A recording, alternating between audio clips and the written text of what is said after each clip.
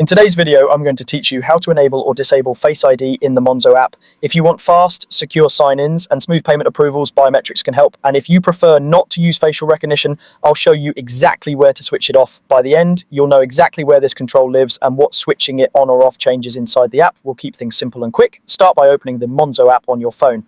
At the top left corner, tap your profile icon to open your account area. Next, choose Settings, which is the small cog icon. In the Settings menu, head to Privacy and Security. Here you'll see a toggle called Use Biometrics.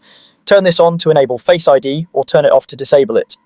When Use Biometrics is on, Monzo will require Face ID both to protect access to the app and to confirm payments. That means you can unlock the app and approve transactions just by glancing at your phone without typing a passcode each time. It keeps things quick while relying on your device's secure hardware to verify it's really you.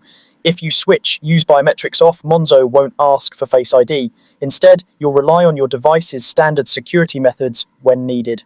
This can be helpful if Face ID doesn't work well for you in certain situations, or if you simply prefer a different authentication method. A few helpful notes. The appearance and exact location of these menus can change slightly with app updates, but Privacy and Security is where you'll find the biometrics control.